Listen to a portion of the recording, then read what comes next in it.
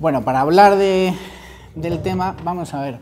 Es decir, lo que está ocurriendo, y sobre todo en la actualidad, en lo que se refiere al impuesto de sucesiones, tiene su tema, ¿no? Porque, es decir, a mí me parece uno de los impuestos más injustos que existen, ¿no? Porque uno ya tiene que pagar por tener un patrimonio y cuando te mueres tienes que seguir pagando, ¿no? Entonces, y los que además hemos hecho el esfuerzo de leernos algunos programas electorales, ¿no?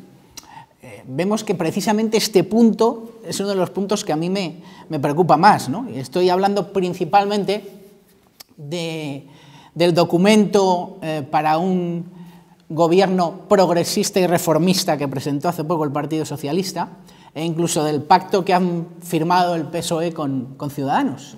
Este es uno de los puntos más preocupantes, porque en el mejor de los casos hablan de armonizar el impuesto de sucesiones. O sea, armonizar siempre significa subir, o sea, no les quepa la menor duda. Es decir, nunca significa bajar, ¿no?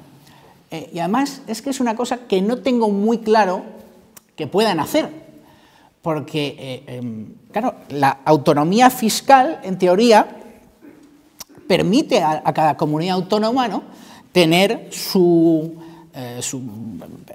idea de lo que va a hacer con los impuestos, ¿no?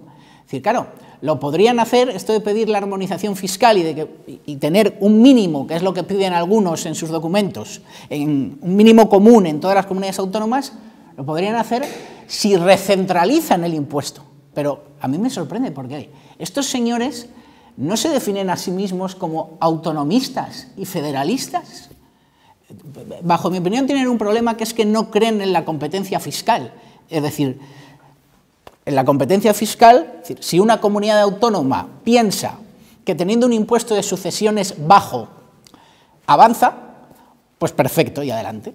Y si hay otra comunidad autónoma que piensa que teniendo un impuesto de sucesiones alto avanza y le va bien, pues adelante.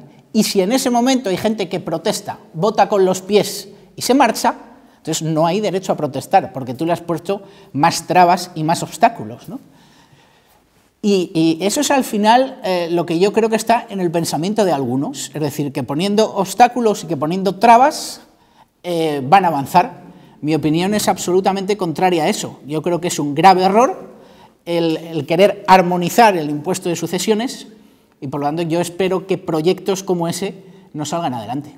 Digamos, el pensamiento único y políticamente correcto, que es el tema de hablar de los impuestos para, digamos, decir que solo van a pagar los impuestos los ricos. Es decir, yo creo que ese es el tema de nuestro tiempo. Es decir, y es más falso que falso, yo creo. Es decir, primero, porque es que no hay tantos ricos. Es decir, es que incluso haciendo desaparecer a todos los ricos, si les quitáramos el dinero a todos los ricos, es decir, las burocracias, en mi opinión, estatales que tenemos, es decir, no daría, es decir, habría que sacar dinero de otra parte. Con lo cual yo cuando escucho este discurso de vamos solo a cobrar impuestos a los ricos o vamos a subir solo los impuestos a los ricos, digo, me echo la mano al bolsillo porque a mí me va a tocar también.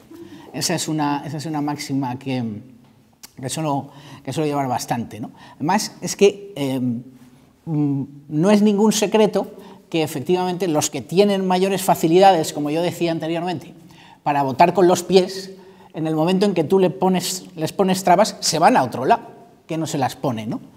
Entonces, yo creo que este discurso, como digo, no lleva a ninguna parte, Es decir, además es que, digamos, estamos poniendo trabas a los que crean prosperidad, es decir, esto de los ricos, igual que los empresarios, es decir, todo ese discurso, digamos, yo creo que es un discurso caduco ya, caduco absolutamente, pero que lo sigue comprando desgraciadamente mucha gente, pero que debemos hacer un esfuerzo explicativo para decir que a la gente que crea prosperidad, a la gente que crea riqueza, a la gente que crea trabajo, no se le puede poner obstáculos, sino que si les damos mayores facilidades, pues a lo mejor las cosas nos van mejor, ¿no?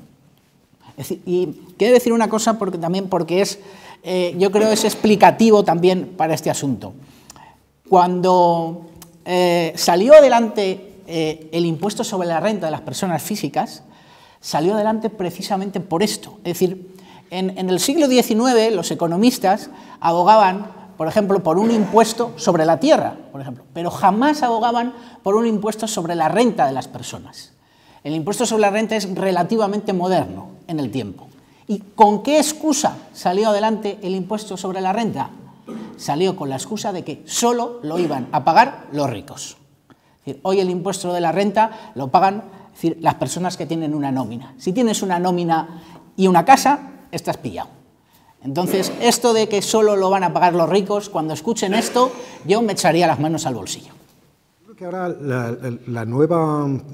Esto luego podemos hablar más en el coloquio, pero ahora la retórica esta nueva de ricos y pobres, ¿no? Que antes no, hace escasamente 3 años o 4 no existía, no se hablaba de ricos o pobres, ¿no? O sea, se hablaba de desigualdades, pero no se hablaba en los términos en los que se habla ahora, ¿no? Y yo sospecho que lo que está pasando, aparte de una crisis de otro tipo, ¿no? Y, bueno, una crisis económica y política profunda, pero también lo que parece estar pasando es que hay gente que se ha dado cuenta que este discurso es muy atractivo, ¿no? Y lo que sospecho que quieren no es grabar a los ricos para dar a los pobres, sino hacernos pobres a todos, es decir, no... Es así, es decir, ese es el proyecto, ese es el proyecto grande, ¿no? El proyecto grande es crear una situación de dependencia generalizada, de hacer una sociedad muy débil en la cual se dependa de otras instancias, particularmente de las instancias políticas. Y lo extraño es que ese proyecto, más o menos disimulado, pero no muy disimulado, la verdad, porque la práctica sabemos dónde se ha puesto, dónde se ha realizado, ¿no? Sabemos en qué países se ha realizado y con qué consecuencias, ¿no? Entonces, que la gente acepte otra vez, ¿no? La idea de que una sociedad buena es una sociedad pobre y dependiente, es decir, que no hay otra forma de llegar a una justicia mínima, sino empobreciendo al conjunto de la sociedad y haciéndola depender de una instancia estatal, en este caso, me parece muy inquietante, ¿no? Es algo que hace unos años no existía, ¿no? O dejó de existir, ¿no? En los años cuando se perdió la idea del comunismo, ¿no? Pero es esa idea la que está otra vez en marcha, ¿no? Y esa idea plantea muchos desafíos nuevos, ¿no? Que antes para la gente que pensábamos desde el liberalismo en un sentido amplio, no existía como tal, no existía con esta virulencia, ¿no? Con esta presencia tan fuerte, con esta retórica tan exagerada, ¿no? Y yo creo que no es solo español, es una cuestión general, y creo que aquí hay mucho en juego, ¿no? Vamos a ver, yo tengo una mala noticia al respecto de este tema. Es decir, yo creo que, no creo, estoy seguro, los políticos no nacen en los árboles, digamos. Es decir, por lo tanto, yo creo que cuando se hacen unas determinadas políticas, se hacen esas políticas porque se cree que se va a conseguir algo a cambio, y en ese caso van a ser votos, ¿no? Entonces, yo creo que hay, en mi opinión, desgraciadamente, en este país todavía, un tanto por ciento de gente más o menos mayoritaria que está dispuesta a comprar ese discurso, ¿no? De que está bien el aumento del gasto social, de los planes sociales, del gasto público, etcétera, etcétera. Entonces, claro, el político no va a jugar contra sí mismo, ¿no? Es decir, a mí siempre me ha gustado mucho un ejercicio, y lo he practicado en alguno de mis trabajos, que es analizar el uso de algunos términos o algunas palabras, ¿no? Sobre todo el uso que hacen de algún tipo de término económico los políticos, ¿no? O determinados políticos. Y hay un ejemplo clarísimo, que es el ejemplo del término gasto social. Es decir, el gasto social, en teoría, debería ser el gasto que voluntariamente hace la sociedad con su dinero. No, el gasto social en realidad es sinónimo de gasto político. Es decir, es el gasto que hace el político con nuestro dinero. Y en ese aspecto, como yo decía anteriormente, eso nace porque hay una mayoría que esté dispuesta a comprarlo. Es decir, hagan un ejercicio que seguramente les dará una respuesta muy clara al respecto. Si salen a la calle y preguntan a la gente, ¿usted quiere que le suban los impuestos? La gente tendrá una inmediata reacción liberal y dirá que no quiere que los políticos les quiten más dinero, que quieren tener más dinero en sus bolsillos, pero cambien la pregunta y hagan la trampa que hacen algunos, sobre todo en campañas electorales, y digan, ¿usted quiere que aumente el gasto social? Y todavía habrá una mayoría de gente que responderá que sí. que quiere más gasto, qué sé yo, en educación, en sanidad, en pensiones, es decir, todo desde lo público y sin atisbar ni siquiera que haya una posibilidad de que en diferentes sectores el sector privado pueda entrar de alguna manera. Entonces, como digo, creo que no soy muy optimista en este tema porque en esto los políticos siguen de alguna manera una idea que está mayoritariamente todavía incrustada en nuestra sociedad. Yo creo que, bueno, aquí hay una cosa, aquí hay un resto en el tema del empleo social y del gasto social hay un resto de un tiempo que ya no, que ya está periclitado y dejado atrás, que es un momento en el que las sociedades occidentales o democráticas, liberal-democráticas, aguantaban porque eran relativamente homogéneas, porque las cosas eran previsibles, porque había grandes consensos sociales, un grado importante de planificación, ¿no? Estoy hablando de los años 50, de los años 60, y no solo es propio de regímenes autoritarios, ¿no?, como el nuestro de aquellos años, sino también en Francia, en Inglaterra, que era una sociedad muy social, una política muy socialista, en Alemania, en Italia. Yo creo que todo eso se vino abajo en los años 60 y 70 y lo que pasa es que el político ya no puede hacer lo que hacía antes, es decir, lanzar grandes previsiones, ¿no?, de planes quinquenales o cuatrienales o lo que fuera, ¿no? Y entonces prever el empleo, prever ciertas cosas, ¿no? Eso ya no es posible, pero en esos mismos años salió otra cosa y es una situación nueva, una mutación gigantesca de la sociedad que yo creo que todavía no hemos visto, no hemos acabado de ver las consecuencias, y es que el Estado pasa a ser considerado el garante de las libertades. Es decir, hasta entonces, hasta los años 60 y 70, podíamos estar en una especie en un liberalismo clásico. El liberalismo era clásico de defensa de las libertad o de las libertades frente o ante, ¿no?, la cada vez mayor tendencia o pulsión invasiva o invasora del Estado, ¿no? A partir de los 60 y 70 esto cambia completamente, es decir, la gente le pide al Estado lo que antes no le pedía. Y es una mutación fundamental. O sea, esto es la base de las sociedades modernas. Se derrumba al mismo tiempo los consensos morales, se entra en una enorme revolución moral que todos conocemos porque no hemos acabado de ver las consecuencias, y además somos hijos de esa, o protagonistas en algunos casos, de esa mutación tan enorme, pero también cambia la relación con el Estado. Entonces el Estado se convierte directamente en la garantía de esas nuevas demandas, ¿no?, que son demandas basadas en los derechos. Los derechos hasta entonces eran obstáculos para que el poder no interviniera en mi vida, y en este momento los derechos son aquello que yo tengo derecho a recibir del Estado y que los demás tienen la obligación de darme. Y entonces, claro, el liberalismo o la teoría liberal, que en principio era y sigue siendo la aplicación a la política de los derechos humanos, cambia completamente. Cambia completamente porque entonces el liberalismo se relaciona más con una idea de dispendio, de generosidad, ¿no?, volviendo al significado de la palabra liberal en castellano, en las antiguas lenguas, en las lenguas romances, cuando no había adquirido sentido político. Entonces se convierte en una especie de exigencia al Estado para que te dé todo.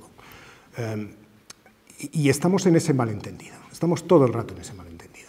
Entonces la palabra liberal, ahí en este sentido, yo creo que la gente que se interesa por el liberalismo, por lo que quiere decir la palabra liberal, tiene que aclarar muchas cosas, porque aquí hay un problema de fondo.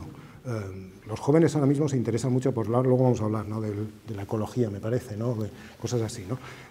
Se interesa mucho se manifiesta automáticamente o muy rápidamente como ecologista, como liberal, que está muy bien, pero claro, eso liberal no sé si es exactamente el liberal que clásicamente se preconiza o de lo que estamos hablando aquí, ¿no?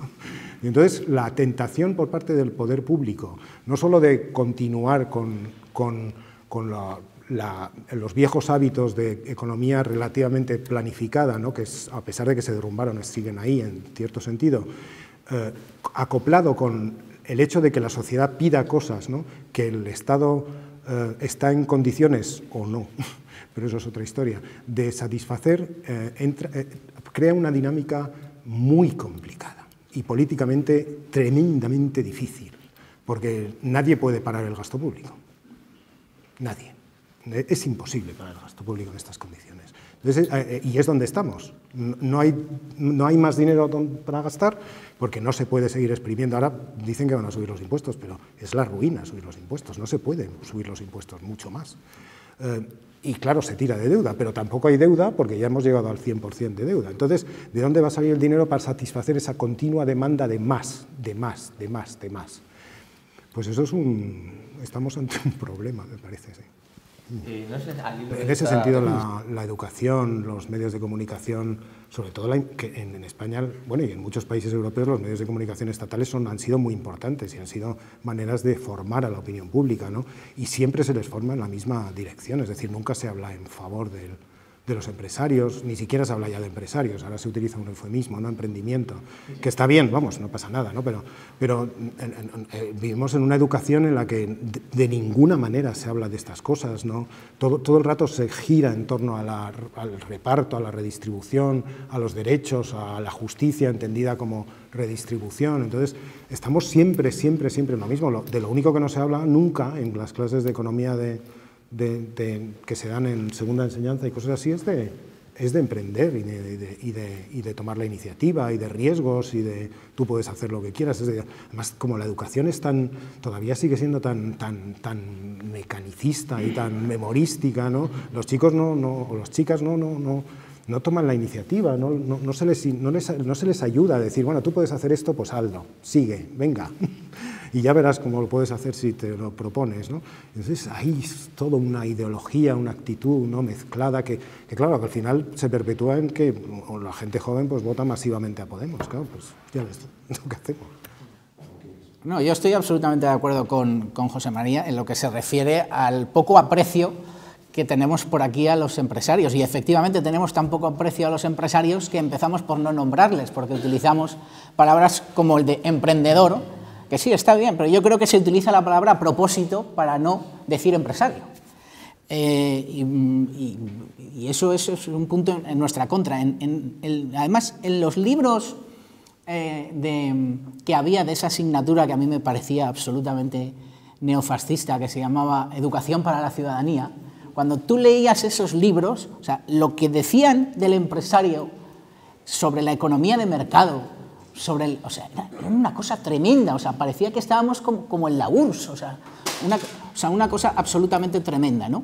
Es decir, aquí pensamos, yo creo que tenemos arraigado la idea, no sé, del empresario todavía, ¿no? Esa figura con la chistera, el puro y la barriga, ¿no? Que se dedica a explotar a todo el mundo, y a lo mejor no tenemos la idea de que el hombre que tiene, qué sé yo, una panadería, una zapatería en la esquina de nuestra calle, también es un empresario. Esa idea yo creo que debería variar, pero debería ser una idea, digamos, que naciera, digamos, de abajo hacia arriba, o sea, de la sociedad civil. Es complicado que si esas cosas no nacen de la sociedad civil tengan, digamos, acomodo o entrada dentro de la política. Pero yo creo que también que la situación ha cambiado, es decir, la crisis ha puesto en cuestión cosas que antes no estaban en cuestión y la sociedad, es decir, hay elementos nuevos que hacen que las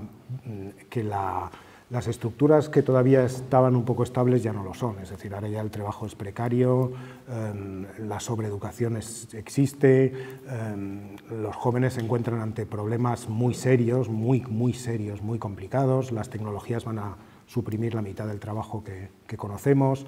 Entonces, claro, los riesgos, ¿no? Y los retos de la nueva sociedad son enormes, ¿no? Y la posibilidad de agarrarse, ¿no? a cosas como las que ofrece Podemos, que al fin y al cabo es una simplificación drástica, ¿no? del discurso o de la explicación acerca de las cosas que están ocurriendo, pues esa tentación existe y en cierto sentido, además de otras cosas, yo creo que es comprensible, ¿no? Es una situación muy dramática en muchos casos, ¿no? De acuerdo, y con respecto a Podemos hay una cosa, o sea, es tan parecido, yo sé que este discurso es reiterativo, pero no por ser reiterativo es menos verdad, es decir, es tan parecido a lo que pasó en Venezuela, es decir, Pablo Iglesias empezó diciendo clarísimamente que era bolivariano, Después era nórdico, y ahora el otro día dijo que había presentado, que el programa que le había presentado el Partido Socialista pues tenía que ver con los check and balance propios del sistema británico. O sea, es una cosa, si ustedes buscan en Internet el discurso, una entrevista que le hicieron a Hugo Chávez cuando llegó a Venezuela, es decir, es un discurso negando absolutamente todo lo que después ha sido. O sea, este hombre decía que, que le gustaba la libertad, que las empresas podían ir a Venezuela porque no iban a encontrar ningún tipo de obstáculos, que él no era un dictador, que él apostaba por la democracia liberal, incluso se atrevió a decir que Cuba era una dictadura. Es decir, esto es un poco el ejercicio ahora que está haciendo Pablo Iglesias, que parece que tiene que negar sus orígenes para intentar conseguir más votos, pero como tenga posibilidad, pues yo creo que nos lo hará pasar muy mal. Políticas como las que aboga Podemos se lo pueden hacer pasar muy mal a este país. Es muy curioso el discurso que algunos tienen respecto a las políticas que se practican en estos determinados países, ¿no? Porque se nos venden los Países Bajos, etcétera, como presuntos paraísos socialdemócratas, y en el que la socialdemocracia ha triunfado y en el que todo va bien gracias a la socialdemocracia. Bueno, pues si se estudia un poco, a lo mejor te entran algunas dudas al respecto, ¿no? Porque realmente cuando se practicaron políticas pura y duramente socialdemócratas, empezaron a ir mal las cosas por allí. O sea, se empezó a aumentar el gasto público, empezaron a subir los impuestos y los datos económicos pues empezaron a mostrar que esas no eran las políticas. Solo cuando comenzaron de alguna manera a adentrarse allí políticas liberales, fue cuando esos países, digamos, ascendieron, ¿no? Es decir, se bajaron los impuestos, se redujo el gasto público, sigue habiendo estados grandes, o sea, esto de que no hay, sigue habiendo estados muy potentes, pero se redujeron bastante debido a las políticas liberales. Es decir, yo creo que si tampoco algunos estamos pidiendo, digamos, aquí que desaparezca el Estado y tal y cual que nos dicen algunos, ¿no? No, si lo que pedimos a lo mejor es que molesten un poquito menos. Y si el Estado molesta un poquito menos, al final los resultados llegan, como ha pasado en este tipo de países, que todavía, reitero, se nos siguen vendiendo como supuestos paraísos socialdemócratas, y siendo verdad que el Estado sigue siendo muy fuerte, yo creo que precisamente su reducción, todavía se debería reducir más, pero su reducción ha provocado mayor prosperidad. Sí, vamos a ver, como ha dicho Álvaro, la crisis del estado de bienestar, ¿no? Como ha sugerido el presentador, es una crisis de fondo, ya muy antigua, ¿no? Y la situación esta de exigencia perpetua al Estado de que tiene que estar detrás o garantizar cualquier demanda, lo hace prácticamente imposible al límite, que es lo que se está viendo, ¿no? Entonces, al mismo tiempo, el fundamento básico del pacto social de las democracias occidentales o de las democracias liberales es que el Estado es capaz de mantener eso. Entonces, ahí los políticos están metidos en un problema que va más allá de su oportunismo, ¿no? Y que es mucho más serio, porque no se puede decir cortamos porque, y por supuesto, pierden el poder. Eso no hay ninguna duda, ¿no? Sino que además pueden provocar una crisis monumental en el sistema porque inmediatamente se verían sobrepasados por gente mucho más extremista. Es decir, una de las razones, creo yo, por la que surgen movimientos populistas de izquierda tan virulentos es porque durante un momento en la crisis pareció que el estado de bienestar se tambaleaba un poquito. Entonces, el riesgo de crear una oleada que se lleve por delante no ya solo el estado de bienestar, sino cualquier sociedad civilizada, es grande. Y ahí yo creo que se entienden, por ejemplo, las políticas del Partido Popular, ¿no? que insiste muchísimo en que no han recortado el estado de bienestar, cosa que es cierta, ¿no? Y es importante. Entonces, una de las soluciones que se dan, que seguramente serán parches, porque más habrá que encontrar otro tipo de fórmulas, pero eso se lo dejo a la gente joven que está aquí y al club del viernes, ¿no? que lo encuentre, es continuar en cosas que ya se han inventado, que es la participación de lo privado en lo público, ¿no? En España tenemos muy buenos ejemplos, las escuelas concertadas funcionan muy bien. Y es una cosa que mucha gente de fuera envidia.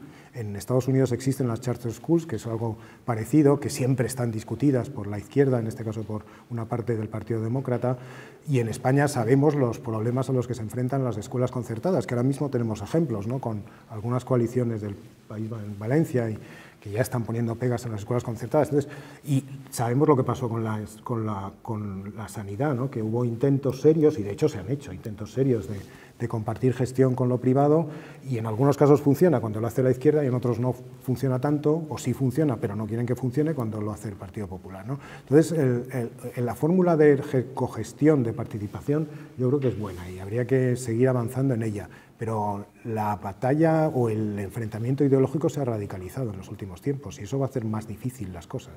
Es decir, estamos en un punto en el que las cosas son más difíciles que antes porque se han radicalizado.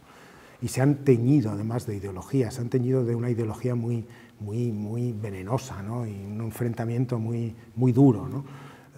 Y eso va a complicar las cosas. Entonces hay que encontrar las fórmulas de hacer verosímil cosas que antes lo eran y de volver a hacerlas verosímil y de contar lo que son posibles y que no perjudican a nadie, que no pasa nada, porque una escuela, al contrario, ¿no?, que es mejor que la sociedad participe, cree sus propias escuelas y la financiación, por ejemplo, sea pública en cualquier caso, que es mejor apostar por la diversidad que no por la uniformidad. Es decir, hay muchos argumentos en favor de este tipo de cosas que no son argumentos de enfrentamiento ideológico, que es lo que yo creo que habría que intentar buscar, ¿no?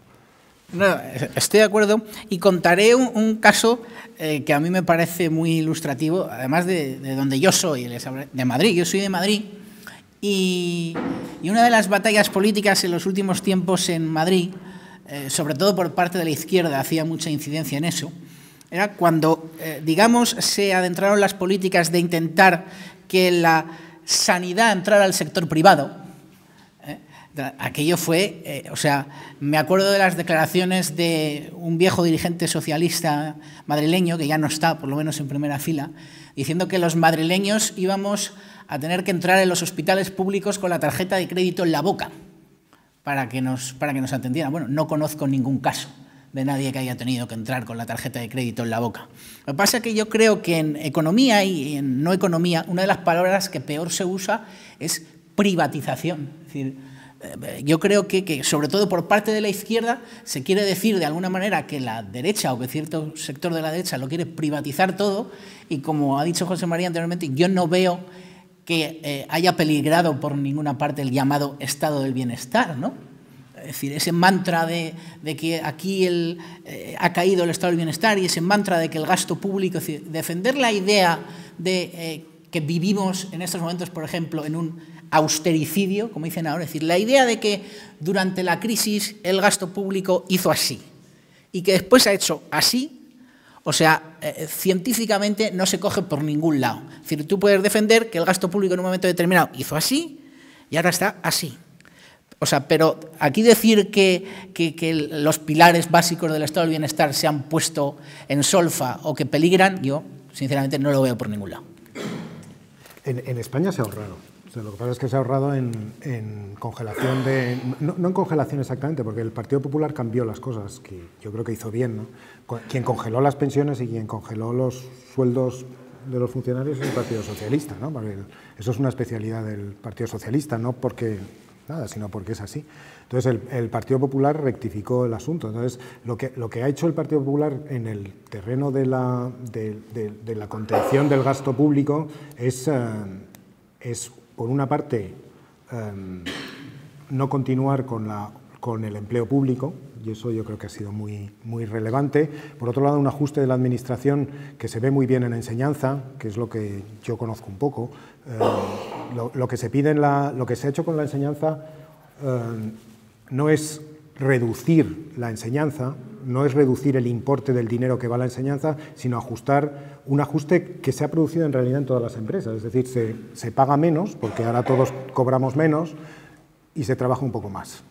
Y ese es el ajuste que se ha realizado en la enseñanza. Entonces, ese es un ajuste, ese es el tipo de ajustes que se ha producido en España en estos últimos tiempos. Y por otro lado, yo creo que también hay otra cosa que no está mal, y es que se confía en que reduciendo el gasto y racionalizando ciertas cuestiones o liberalizando algunas otras, como la reforma laboral, pues la sociedad sea capaz de generar suficiente riqueza para mantener todo lo demás. Yo creo que la discusión a partir de ahora va a estar ahí. Lo que pasa es que tenemos tendencia a volver a discusiones o a debates muy marcadamente socialistas, ¿no? Pero el asunto se va a ir planteando cada vez más hasta qué punto se puede financiar esto, incluso si se genera suficiente riqueza, ¿no? Y yo creo que es ahí donde va a estar el asunto, ¿no? Es demasiado gigantesco el Estado. Y la capacidad de una sociedad para generar riqueza parece, en cierto sentido, no agotada, porque no está agotada en absoluto, pero sí que parece difícil que pueda seguir manteniendo este nivel de gasto tan gigantesco que tenemos. Estoy absolutamente de acuerdo, es decir, y además es que no tengo muy claro cómo se puede arreglar eso, porque se viene, digamos, incubando desde hace mucho tiempo. El mundo educativo va muy girado, digamos, hacia la izquierda y hacia sentimientos muy contrarios, digamos, al liberalismo y al capitalismo, y en el plano que a mí más me toca, que es en el plano económico, o sea, yo lo veo clarísimo, es decir, en la Universidad Española, es decir, excepto, qué sé yo, los 8 o 9 casos que todos conocemos de profesores que te pueden enseñar una economía abiertamente liberal, ¿no? Y autores abiertamente liberales, es decir, el conglomerado de profesores que dan economía en la Universidad Española son claramente, bueno, iba a decir keynesianos, yo creo que de la parte mala del keynesianismo sobre todo, ¿no? Porque yo creo que se ha olvidado una parte del keynesianismo, que era la que abogaba. Keynes en un momento determinado decía que el Estado, digamos, se tenía que dedicar a ahorrar en los tiempos, digamos, de vacas gordas, en los tiempos de prosperidad, para que cuando nos vinieran mal dadas hubiéramos ahorrado. Esa parte del keynesianismo se ha olvidado. Se ha cogido la parte mala, que es la que abogaba porque cuando el sector privado no se metía a gestionar, tuviera que salir de gestor el sector público. Entonces, eso se ha cogido con una intensidad absoluta. Y como digo, no tengo muy claro qué solución tiene eso, porque yo creo que se ha incubado desde hace mucho tiempo y el mundo educativo, en mi opinión, tiene difícil solución. Se puede seguir trabajando, pero hay profesores muy válidos, aquí tenemos uno, pero no sé, yo creo que hay una inmensa mayoría, creo que no aboga, yo creo, por las ideas que son las ideas que han creado prosperidad en el mundo. Sí, pero en Estados Unidos, por ejemplo, hay profesores que tienen, uno de los pocos empleos que tiene garantizado la estabilidad total del puesto de trabajo son los profesores, aparte de los miembros del Tribunal Supremo, claro, pero porque tienen lo que se llama la tenure, es decir, para siempre, ¿no? Pero bueno, los profesores que no tienen eso son iguales, es decir, no depende tanto de la... No sé, yo creo que está imbricado en, no son las condiciones de trabajo, sino la implicación esencial en la elaboración de un mundo alternativo que les permite la universidad. Porque la universidad, al fin y al cabo, es cada vez más se parece a una especie de Arcadia feliz, ¿no? Donde la gente vive en un mundo cerrado, no tienes contacto con el exterior, eso se da mucho, se da demasiado, entonces se tiende a elaborar fantasías, ¿no? Y luego también está la megalomanía de los profesores, ¿no? Están acostumbrados a que les escuchen y transmiten un saber, ¿no? Y luego está hay algo en la relación académica o pedagógica que es un poco turbia, ¿no? Que es la tentación de manipular a los alumnos, a los estudiantes. La gente joven es muy fácil de manipular, entonces el profesor que tiene una cierta creencia, ¿no? En que puede construir un mundo mejor, que no es una mala creencia, por supuesto, pero puede llegar a la tentación de decir, de intentar transmitir esas ideas a los chicos, ¿no? Y lo que es bueno, en cierto sentido, pues es complicado en otro, ¿no? Y en eso en Europa se ve muchísimo, y en Estados Unidos también. Los profesores tienden a moldear a los estudiantes que son fáciles de moldear, porque la gente joven se lo toma todo en serio y es genial por eso, ¿no? Precisamente, ¿no? Entonces es fácil manipularlos y los manipulan, ¿no? Entonces hay que tener mucho cuidado. Yo creo que hay que tener cuidado, no manipular ni en un sentido ni en otro, ¿no? Lo que hay que hacer es formar y enseñar a razonar y a que cada uno piense lo que quiera pensar, pero según criterios de consistencia formal, ¿no? histórica, lógica, moral, por supuesto, ¿no? Pero es fácil, pasar esa pendiente es muy fácil, ¿no? Y es muy gratificante además, porque te encuentras con gente que es muy fértil, ¿no? El sembrar en esa tierra, ¿no? Y yo creo que eso es muy, muy difícil efectivamente de cambiar, muy difícil de cambiar. ¿Sí? Y entonces pues es una manera de dominar. ¿La élite pensante es la que domina a la masa? Sí, eso es una buena reflexión, sí, es una buena reflexión, sí.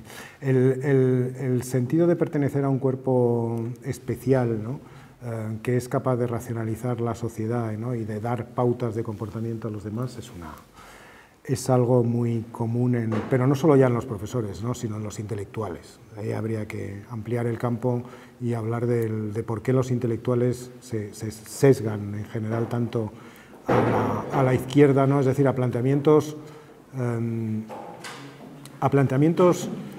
que de una forma un poco pedante no serían llamados constructivistas. Es decir, los profesores universitarios y los intelectuales se creen que la sociedad se construye como se construye un teorema, ¿no? O una explicación en una pizarra o un algoritmo, ¿no? Y no funciona así exactamente, no porque las cuestiones matemáticas o racionales no sean respetables, por supuesto, pero la sociedad no funciona así porque la sociedad está compuesta de gente que toma sus propias decisiones y con intereses que no son previsibles, ¿no?